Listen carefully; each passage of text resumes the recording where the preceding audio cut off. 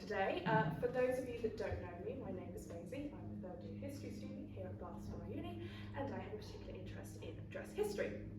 Now, I come at this from a slightly different angle, in the fact that I'm not just an academic, but I also have been someone who's been sewing for about 10 years now and reproducing historic garments for about half that time.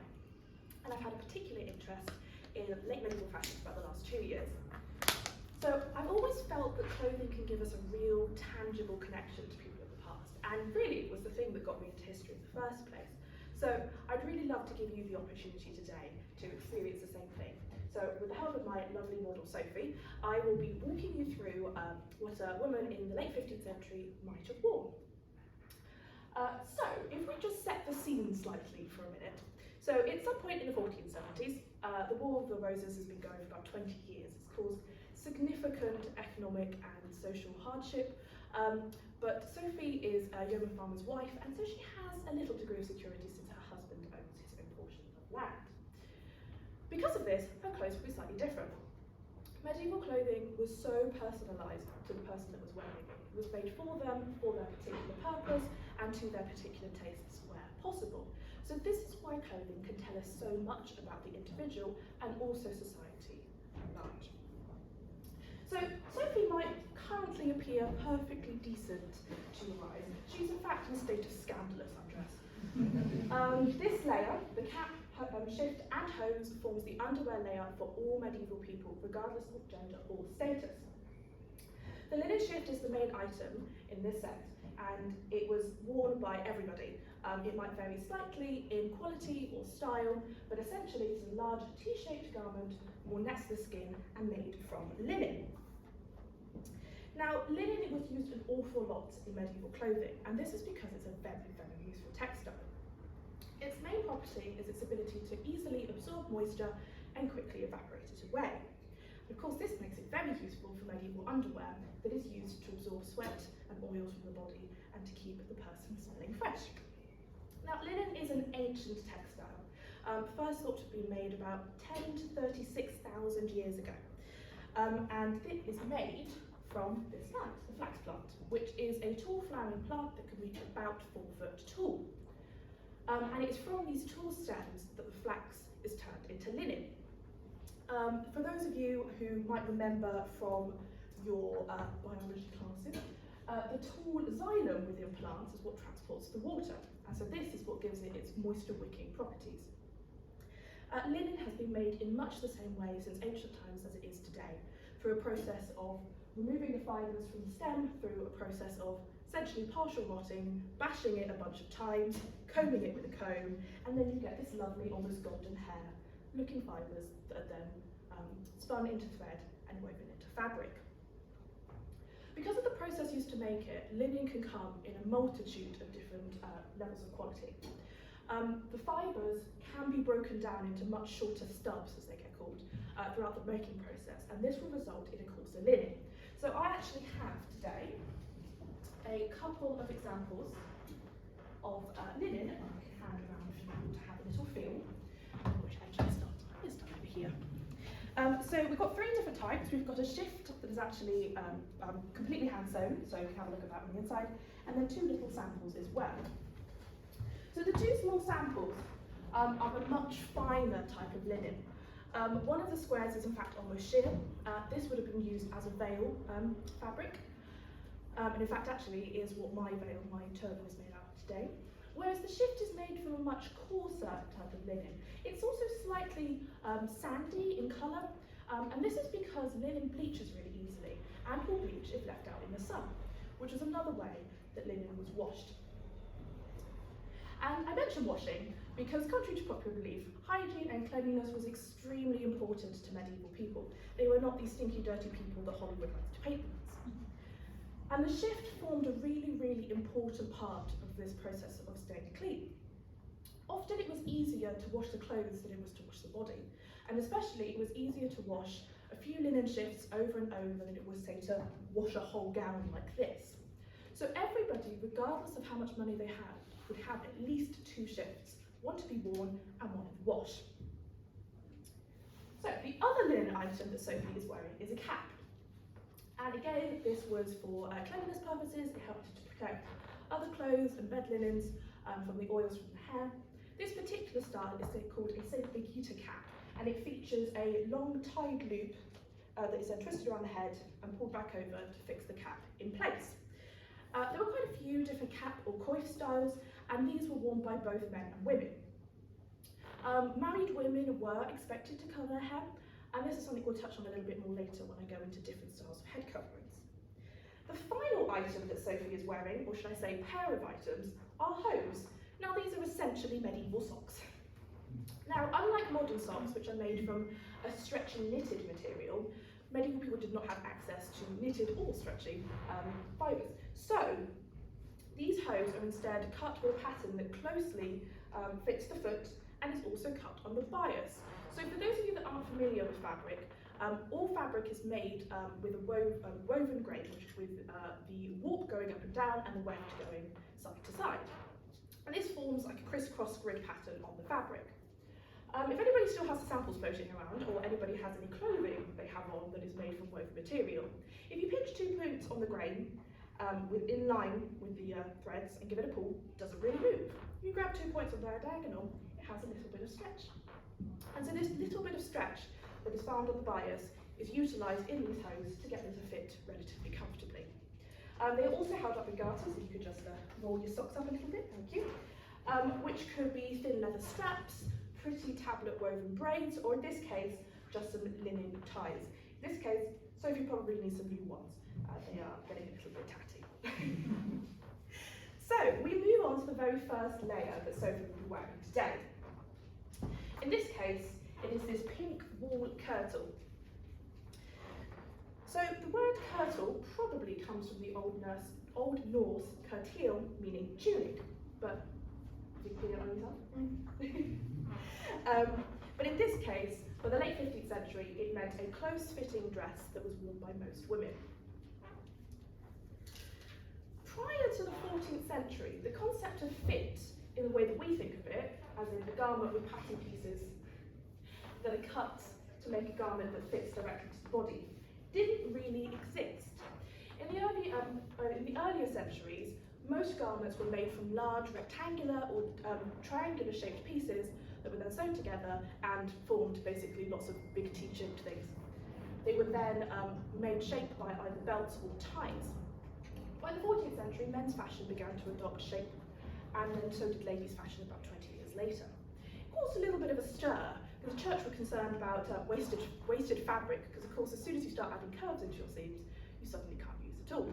So I have a kirtle here that has been cut out, though not sewn together. So this is the front piece of a kirtle. So kirtles were generally formed with 4 long panels that ran the entire length of the dress, plus multiple triangular gauze to add additional fullness to the skirt. You can see here that this is a front panel. It has extra fullness here for the bust, goes in at the waist, and then flares out. This can be achieved either by fitting directly to the person, so taking pieces of fabric and pinning it straight to them, or as in my case, all of my dresses are made from patterns that I have created from a personal block. So this is done by essentially pinning yourself into 2 rectangles of fabric, or really it's somebody else, it's a bit tricky to do on your own, pinning up the side seams and the front, and then creating a pattern from that. And then essentially that gives you the perfect pattern for your torso, and the dresses are made from there.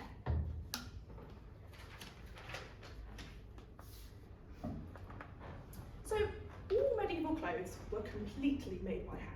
We've got about 400 years until the invention of the sewing machine, so everything is done, like I said, completely by hand.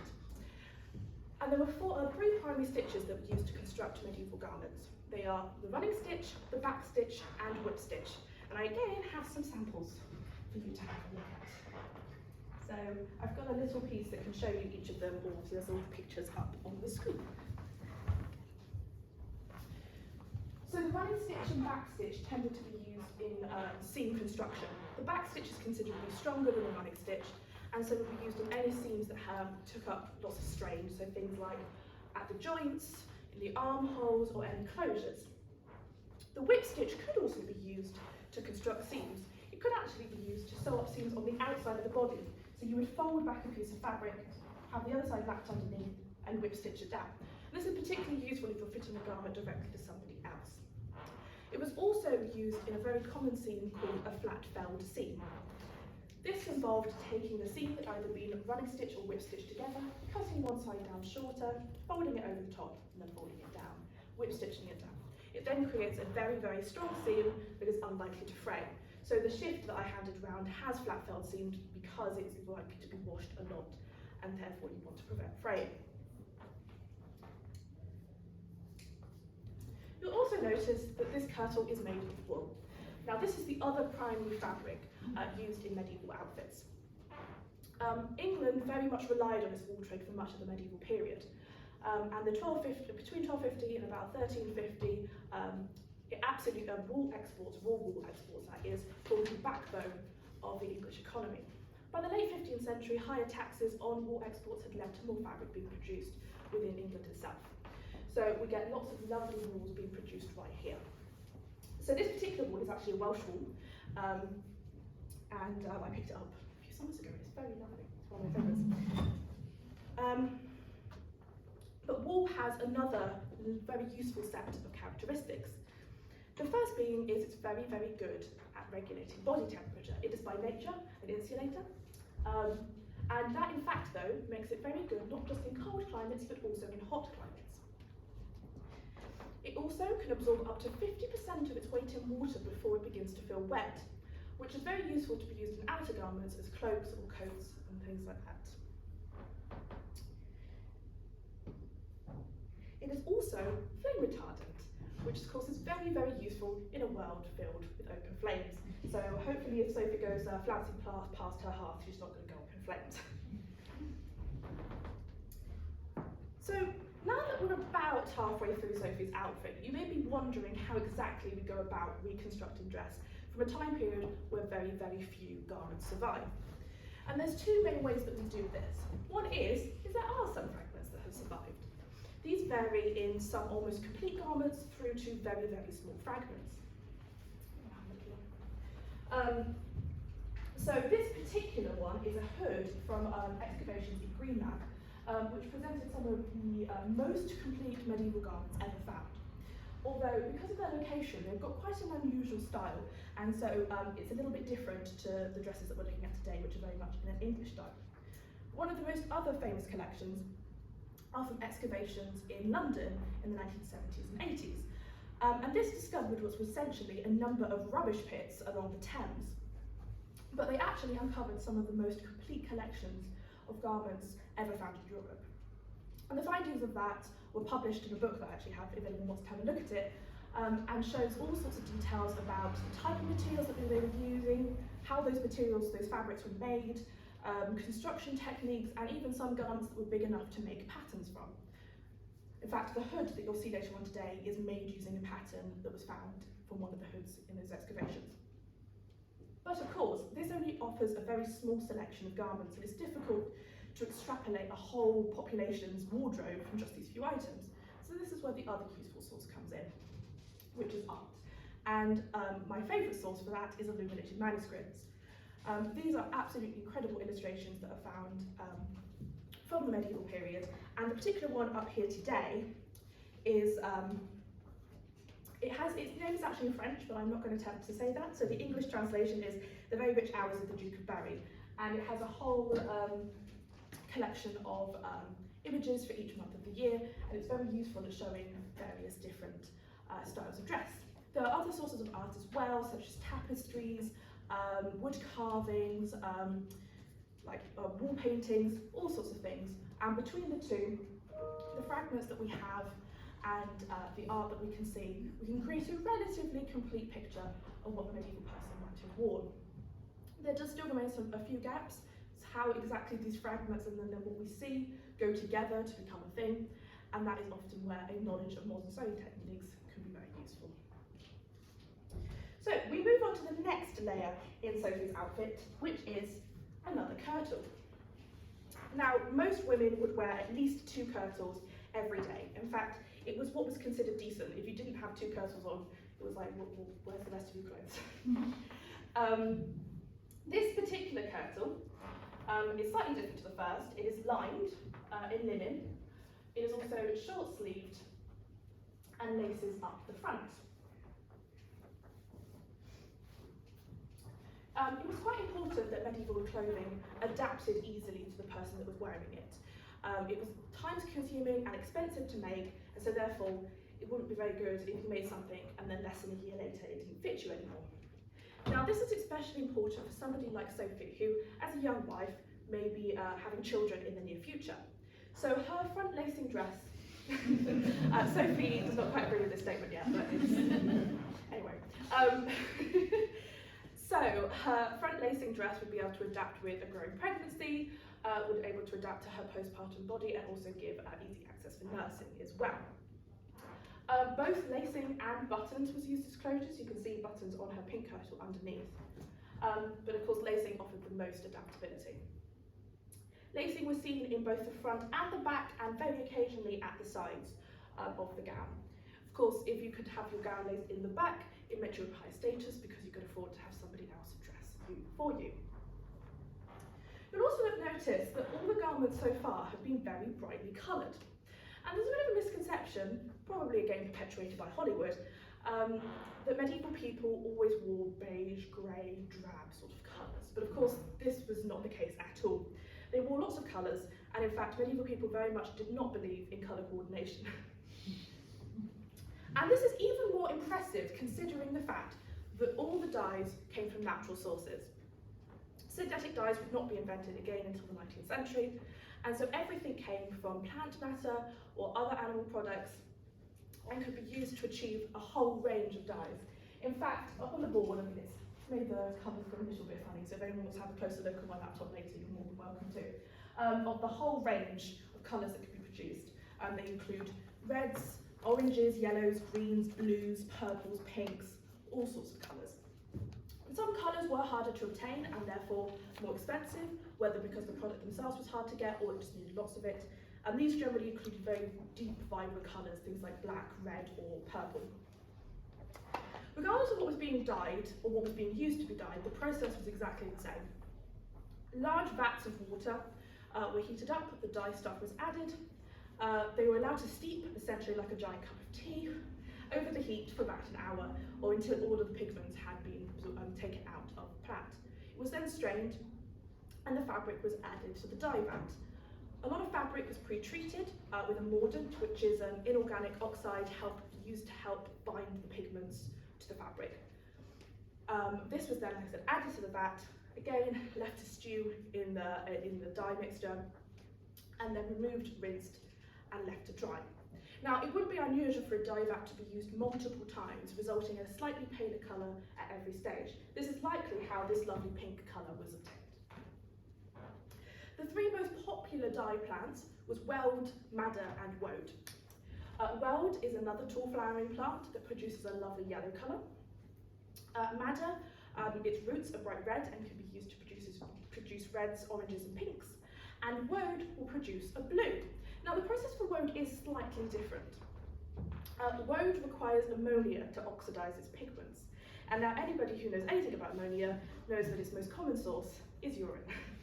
So the process involved fermenting urine, adding woad leaves, and then using that to oxidise the mixture. You'll be pleased to know that despite the fact that once it's all rinsed and washed, it's perfectly hygienic, that Sophie's dress was not dyed using woad.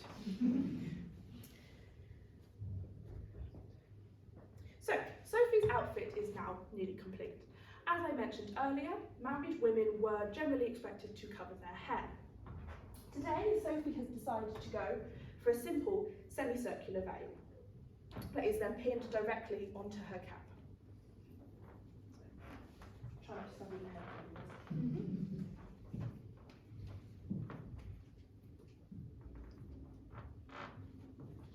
Lots of different shaped veils were available, from semicircles to full circles, ovals, rectangles and squares. There were lots of different styles and ways to wrap and to pin them, and essentially it was had as many options as you might today if you were dyeing or cutting your hair. They were an extremely useful form of self-expression.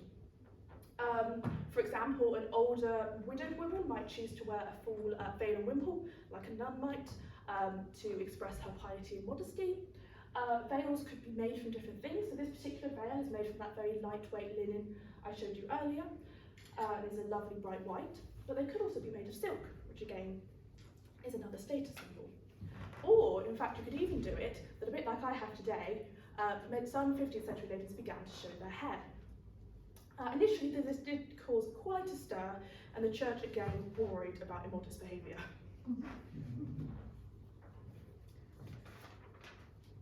So there's just a couple of practical accessories that Sophie will need before she can leave the house. The first one is a belt. So this was very useful for carrying all sorts of bits and pieces, as medieval garments didn't have pockets. But this essentially functioned as that instead. So she could carry all sorts of things from this, including her purse, that she could use to hold small items. She could use it to hang keys, an apron, her distaff. So medieval women did a lot of spinning, and so it would be a long stick with a wool on the end that they could use to spin. And so it was an incredibly useful item, as well as helping to accentuate the shape of her outfit.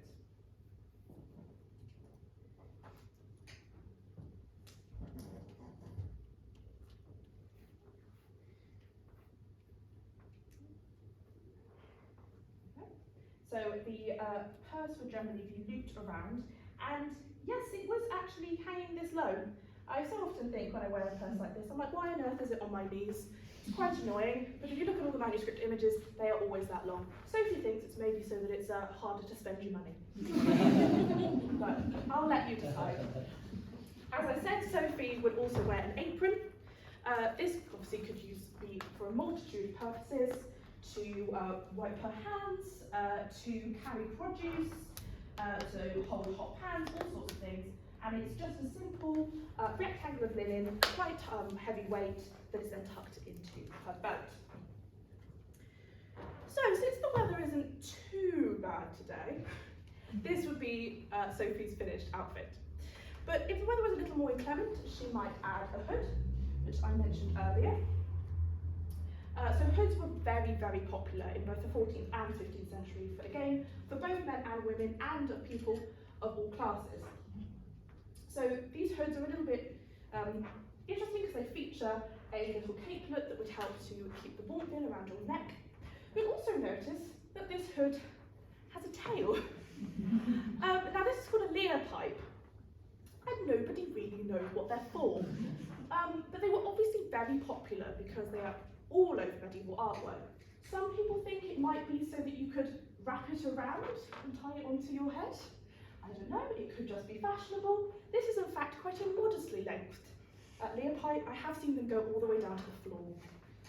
So if anybody has any theories, I'd be delighted to hear, because no one's worked it out yet. If it was especially cold, Sophie could add additional kirtles.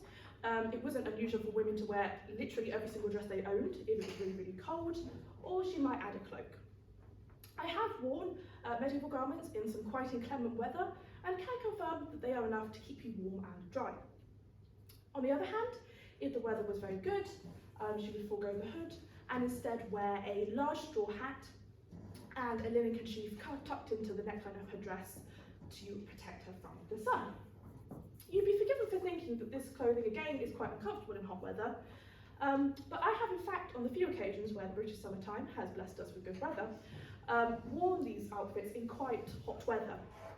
And the linen and wool has done a really good job helping to regulate my body temperature, to absorb any sweat. The big house keeps the sun off your face, and I have stayed in the shade. And while I wasn't perfectly cool, I was definitely feeling no worse than I would have if I'd been in jeans and a t-shirt. So we're almost done now, but just before I did that, I wanted to give you a quick show of some of the different styles of dress that existed for women in the 15th century. So far we've been focusing largely on what a woman of lower status might wear, as of course this is what made up the majority of the population. But you will notice I am also dressed as a 15th century lady today. So I am wearing an outfit of a lady probably who lives in town, is maybe a merchant's wife, and so she has a little bit more money.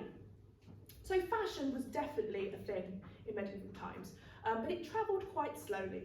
it would start obviously in the upper echelons of society, in court, before it filtered downwards. It also tended to move geographically from cities to towns and then finally out to the countryside. And because of this, you could go out into somewhere rural and find the fashion almost 20, 30 years behind that of the city.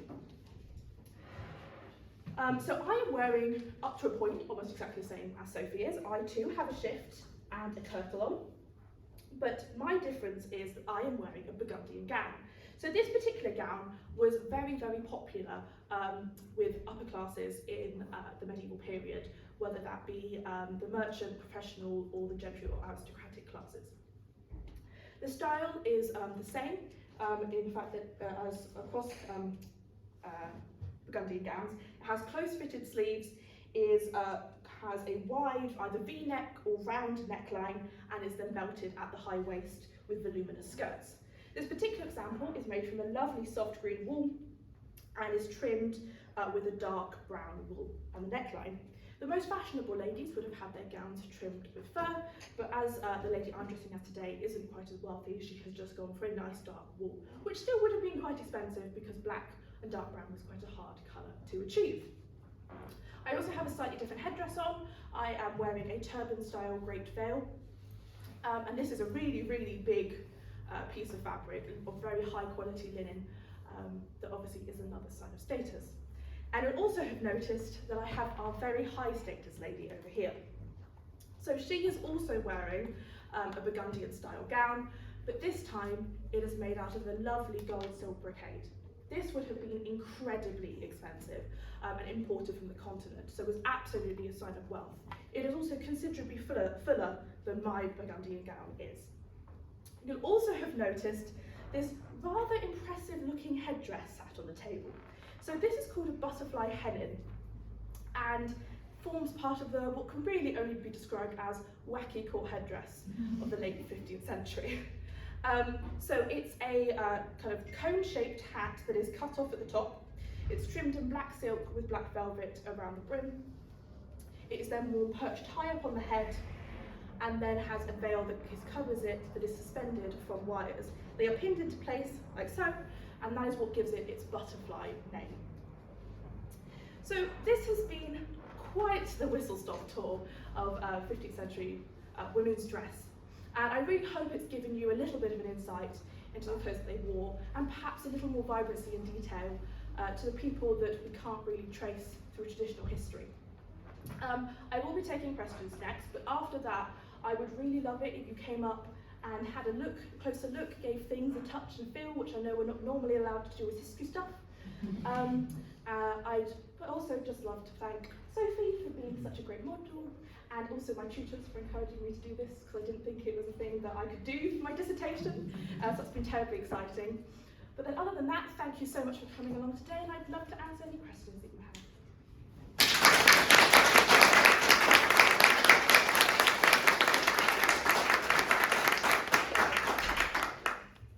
You mentioned the different classes. Mm-hmm. Were there sumptuary laws that prevented the lower classes aping their betters? No? Yes, there definitely was. So Right. there was restrictions on colour, on particular types of fabric, restrictions on fur.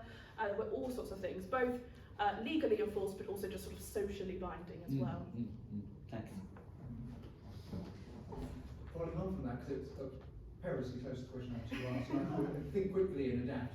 I was really interested in ornamentation, and obviously lots of the ornamentation you're talking about is brocade. It's very much preserved the upper classes. But were there opportunities for in the dress and the outfits of lower classes to engage in ornamentation that perhaps kind of rubbed up against those sumptuary laws? Yeah, or? so there was quite a bit. So, I mean, all sorts of things spring to mind. So, things called pilgrim pins were very popular. They were these little pins that people would often get from going to all sorts of different places that they could wear. I mean, they did wear jewellery to some extent. I think actually it's in your pocket somewhere, in your purse. There was as well, rosaries were incredibly popular, and of course these could be made from different things. I think this particular example is made from bone. And I mean, their dresses could have been embroidered. There were all sorts of little things that people did. I mean, clothes did largely form, obviously, a functional purpose, but people very much wanted to express both their personal taste and any money that they could spare in their clothes. Who wants to go first? You go first. What thread do you use? So, I use a combination of linen thread, fine white linen thread, and where necessary, I do use silk thread. So, the eyelets on this particular dress are done in silk that matches closely to what the fabric is. If you couldn't afford it, you would have just done white linen thread, you wouldn't have it visible. But Do you wax them?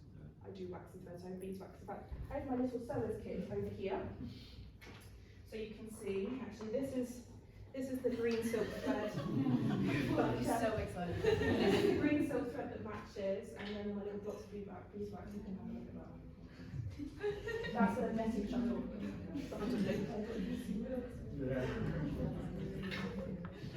I was going to ask you about needles, but I'll just. I like the clip as well. Yeah, no, it's very interesting, and I think the way in which you contextualise it in terms of such things as a life cycle of the wearer, Yes. in terms of the utility of the garments, how important do you think that is in terms of contemporary understanding of the experience of people Yeah, at that particular time? it's such a huge thing, and it's such a thing that's so. I mean, my process of just sewing more in general, but especially doing historic dress, it's been that we don't care about our clothes enough. These clothes were made particularly for the people that were wearing them, and they were really cherished. They were mended. I mean, Sophie, if you put your shoes on. You didn't put your shoes on, did you? You forgot about your shoes. Oh dear. But before you put your shoes on, you'll see the hose are mended, so they've got little darning on the toes. And it really is something that we buy clothes for a season, less than a single event, a single afternoon. It's completely insane. And then just throw them away. And instead you could invest in better quality garments that are suited to you and your lifestyle and what you need them for. And then keep repairing them and keep wearing them and keep loving them. And then if you don't like them anymore, you can hand them down to somebody else. And it's such a much more sustainable method. And of course, all the clothing is made out of natural fibres, which are both more comfortable to wear, but obviously also better for our planet. I mean, linen is such a great, I could wax linen on that linen for hours. And the fact it's made in almost exactly the same way as it was 10,000 years ago, it's such a testament to how sustainable it is. Yeah. Thanks. No, I wasn't going to comment on the salaciousness of the Scottish Presbyterian Calvinist. It's such indecorousness being presented, especially in the context of Reformation Britain in that particular. So very interesting to see that construction of it and thinking about, well, what does it tell us about sustainability? But also, what does it tell us about the uniqueness of the moment that you're actually chronicling? You've got a much more ordinary Okay. which is about the length, because I kind of think, a world before tarmac, were they that long? So, my style of dress, yes, because she's a lady of slightly more leisure, and so she could walk around town. She might also, not really have to do much. Also, she did wear patterns, which are like little wooden, like stilts basically, that you'd wear in mud. These clothing, having said clothing was always made precisely for the person, it's actually made for me. And of course, I'm about 2 inches taller than Sophie, so that's why Sophie's is so long. So really, yeah, it should be about that long. But you could as well. Ladies did a lot of tucking their dresses up into their belts if it was particularly muddy, or they were working in the fields or in the house, so they got around it that way. Or they could just be hemmed longer and things like that. My question is more about the process, because one of the things you said before we started the questions, were you didn't realise you could actually do your project like this. Yeah. So I wanted to know, it's more of a reflection, what is the value of us experiencing your project like this instead of if it was like a 10,000 word dissertation? Yeah. To you, what was your kind of process and decision making? Clothing is supposed to be worn, and I think even a picture of item of clothing doesn't do it justice. If if you just stand there or it's on a mannequin, you just don't get the same feel of it as if you know someone walking around in it or you're wearing it, and it flows differently and it looks differently. And I think it's one of those things that we don't, I suppose, even as a society, we don't value the time we put into our clothes. And so I think it's one of those things that just makes you slow down and look at it a bit more. Richard? This is my second question. I know, I think that Beth, you had a question as well, didn't you? Sorry, I do apologize. I want to follow on from Alison's question. I think that's really interesting in terms of research process, and I'm interested in that kind of embody what we might call more phenomenological form of research, is actually thinking about how you has this process generated particular insights for you into that otherwise you wouldn't have arrived at. Yeah, it has. I mean, like I said, not only obviously have I gone through the process of making these clothes, I have worn them for quite extended periods of time. And so of course then you start having like, practical sort of things. So, it's making sure that it's things like, I used to always want my dresses to be really long because that was fun. But it's very annoying because it keeps dragging in the mud. Or things like, I discovered I actually have a mild wool allergy, so I have to make sure that all of my stuff is lined. So it's these sort of like practical little things that you just wouldn't have thought of otherwise. And I think it's even things that just, I've got more video with me and the clothes that I like to wear, and like, I have a really high waist, so I have to change all of my patterns. It's just all sorts of small things that you just wouldn't realise otherwise. Hop to you, Beth, now. You've been waiting patiently. Yeah, mine is more of a historical question. Okay. So obviously you talked about, I suppose the best way to describe it is like maternity clothes, obviously Yes. women of a Sophie status. It's like a bit rude, not in that way. So what would, I suppose, maternity clothes be adapted in the way for kind of more noble women's dress? Because obviously I'm assuming you said they had the lacing at the back, Yeah. which obviously may not extend as well as a front-facing one would for maternity clothes. They would do similarly. Of course, if anybody could afford new clothes just for maternity wear, it would have been them. But also, noble women had a much longer lying-in period. So essentially, once they began to show, they would just not have gone out of the house. Whereas obviously, somebody like Sophie would have still been required to go and do things much closer to her due date. So there are styles of dress, especially slightly, this particular style can be let out quite easily, and the fact that obviously this burgundian gown, if I take my belt off actually, you can see the fullness comes from the shoulder, so obviously it quite easily would get really very big. So you would just wear slightly larger clothes. You might borrow someone else's clothes if they were bigger than you. Just put your belt higher because Yeah. it comes from the Exactly. So this is supposed to be worn on the high waist, but it was supposed to fall down. But yeah, so that's how they would have managed it. First question, you mentioned people wore stilts. Yes. Why? What? So I call them stilts, but basically they're called patterns. I'll see if I can find a picture for you of it. But they're basically they look like wooden shoes that go on the bottom of your actual shoes.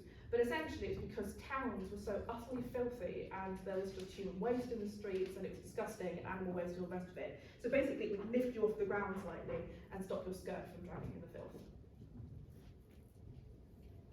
You said you waxed the cotton. Yes. Why would you wax the cotton? So linen thread has a tendency to be quite temperamental. It breaks easily and it tangles easily. By waxing the thread, so it's a little block of beeswax. When you run the thread through it, it sort of just coats the outside and stops it from tangling. Makes it much easier to sew.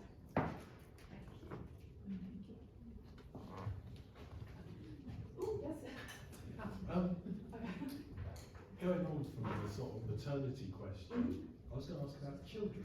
Excellent. Did children wear scaled down adults' clothes, or did they have different fashions? No, basically they were mini adults. So obviously infants would be swaddled up to a point until they were weaned, and then they would be put in adult clothes. Young boys would wear dresses up until they were about 7 or 8, but then yes, it was all just mini adult clothes. Can you tell us something about the shoes? Something about the shoes. Oh yes, because I forgot about the shoes. So you'll not be putting them on now. So these particular shoes, they are leather shoes. I'm not quite so much of an expert in shoes as I am with the dresses. These ones, like I said, they're slightly open, so they have straps across the top. These would be suitable for somebody that wasn't doing too much manual labour and in the summer. Otherwise, you could have slightly more boot styles. These are modern shoes, but they are passable enough. Boot style for that. They are what is called a turnsole shoe. So they're sewn inside out and then turned the right way around. Medieval people went through a lot of shoes because obviously the roads weren't as good. They just wore down really quickly. So you talked about your cotton, but where do you source your materials from? And then my second bit of question is, how long does it take you to produce this? So I source a lot of my materials from sort of medieval reenactment events. So Bernie the Bold is my favourite, who is a particular medieval history fabric seller person. And of course, you have to work quite hard to find materials that match what we think was what they wore. And of course, they're made in a different process now. And so all of these fabrics have obviously been dyed with synthetic colours. I have experimented with natural dyeing. It's a lot harder than it looks. And so you've got to try to make it match, and that is really tricky because actually it's thought that wool was a much better quality made material then than it is now, and it's harder to get that same level of quality. In terms of the time it takes me to make stuff, I make my clothes in a combination of accuracy, I suppose you could say. So I have got some garments that are entirely hand sewn. So that shift, for example, is entirely hand sewn. This particular dress is entirely hand sewn. I haven't finished the seams, so don't look too close at that. And I am quite fast at hand sewing, but it would take me dozens of hours. I keep saying I should time myself. I've never quite got around to it. But a shift would probably take me about 3 days of relatively solid working. A gown, you could double, triple that. I could probably do a pair of hose in a day, but that's because they're significantly smaller. Otherwise, a lot of my garments are made using machine construction and hand finishing, which, for the sake of a lot of the events that I go to and a lot of demonstrating I do, is good enough, because essentially the difference of, well, I spend hours and hours and hours doing a hand stitch seam when you can finish it off by hand, and it's just a bit faster. So obviously they can take slightly less time, but again, if I'm hand finishing the seams, it can still take a very long time. So, yeah. Can I ask just an additional question to that? I think it's a really important one because it tells us something about the domestic economy and the transfer of those skills into, if you like, a moneyed economy or an economy of barter. And that, obviously people are better off. Well, would they get a commission from someone and identify someone whose garments were particularly good, and therefore become part of a sort of side economy, particularly for women? Yeah, so women would generally people making clothes, and most women would make the clothes for their family. If you could afford it, you often would get someone else to make it, but interestingly enough, it was then often made by men. So, because they wanted the, Italian tailors and the ones that could make it, that they had the name for themselves. But really, clothing was women's domain. But they were then so often, once you got high enough, they were. Yeah, the guilds, the tailor guilds certainly emerged out for it. And children. Yes. What's your favourite historical garment to make? Ooh, my favourite. Well, my gosh, my favourite medieval historical garment to make is probably. Gosh, that's a really hard question. I really like making hoods because they're just really funny. And like, I do really enjoy doing all the hand sewing. So obviously these have all got buttons and buttonholes that I've all done by hand, and I do love the hand sewing sections. So all of these eyelets are hand sewn. There's 28 of them. I finished them 3 days ago. So yeah, I do love it. And like I said, the hand sewing part is actually one of my favourite bits. I just find it really very soothing. If you're actually asking my favourite historical garment, it's 19th century corsets, but that's a whole different thing.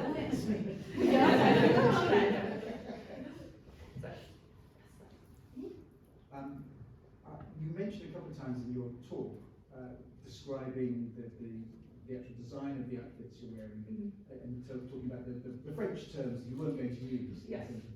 And so I'm interested in the language of fashion, and whether it is the French language is obviously is historically crucial in terms of what people might have been, the language that was evolving, but also carries with it certain kind of my understanding, still markers of class. Yes, yeah. What the language of fashion, how does that vary? Yeah, so I mean, for ordinary people, it's kind of less. So obviously the fact that like kirtle, which was the primary thing, that's an Old Norse word, so that's very much come sort of a little bit closer to home. Medieval fashion was very much split into northern and southern Europe. So it was kind of a big line between England, France, and then Italy and Spain were like the other side of the line. So obviously Burgundian is from Burgundy, so that's that name, and then there's other names like Hauptland, which I do believe is French. So yeah, it definitely is that those are sort of the two halves. So English fashion was much more closely linked to French fashion, and in the courts it definitely did. Obviously, they spoke French in the courts, and so that's how it moved around. This isn't a question, this is just a kind of comment really, that the depth of your knowledge about this is absolutely amazing, and huge well done. Huge well done. You know, you've been asked a lot of different questions from a lot of different angles, and you've just got it. It's fantastic to see. Huge well done. Should I ask her about gyms? How fast did style change? So if you were up in the High Courts, about as quickly as our fashion changes, it was like year on year. I mean, it might be kind of, you wouldn't drastically change the silhouette, but if you look at upper echelons, I mean, give it 5-10 years and fashions are distinctly different. And especially, like I said, with the slightly crazy headdresses, that was only a 15-20 year thing. And with the 15th century, things start to move much faster, because of course by the time we get to the 1480s, 1490s, things start looking like the Tudors, and suddenly it all moves really fast. But like I said, everything sort of filtered down and much more slowly. So if you were based in a town, the fashion might come to you a year, maybe two later. If you were out in the villages, you'd have to wait for somebody who happened to be posh to pass through your town and think, oh, that looks kind of nice. Then you'd have to wait for the current dress that you were having to wear out. Then you'd have to wait for you to have enough money to buy the fabric for a new dress, and then you'd make it. So however long that takes, basically. I wonder So you really could, from what I've researched, go out to a village and find that they look like they were 10-15 years behind if you've been to a town the previous week. But I wonder, was a very interesting clue in the process that you involved yourself in, which was the use of illuminations and paintings. Painting becomes portable in the Renaissance era, where you've got not just tapestry, but you've got oil paintings on fabric, which are able to be, and especially if you're talking about Burgundy, strong connections with the imperial courts of Europe. Italy as the city-states of Italy as the heart of the Renaissance have strong connections through the sort of humanist connections and the other dynastic and political connections. So by doing what you've been doing, you've actually been, either by accident or by design, what they were doing as ability to see what was happening elsewhere became more noticeable. Yes, and what you've done is, I mean, you've highlighted what all the trade was that was going on. You mentioned silk, and it's got, where was that coming from? From the east. So the Silk Road comes into it, and all the courts and the fashion. So the shifting patterns of power and trade within Europe. It's illustrated here. Yeah, and I think that's in a way why I've always been so fascinated with clothes, because it's I've so often been worried that people are going to be like, so what, you spent your whole degree just flouncing about in pretty dresses? No, it's not quite how it works. Because it can tell us so much about people, but also about the wider society that they lived in. And it's also such an accessible form of history for a lot of people. I've often always said it's clothes and it's food seems to be the thing that captures people's imagination when it comes to history. And so, I'll be giving, hopefully, a similar talk for Chippenham Museum's Medieval Festival that they're doing later this summer. And so, it's the sort of thing that people just seem to really enjoy. So, yeah. So if everyone, doesn't have any more questions, like I said, you can come have a look, or if you want to come chat with me or anything like that. I know you've got the room till 4. Don't know what time it is now. So thank you again, everyone, for coming along. And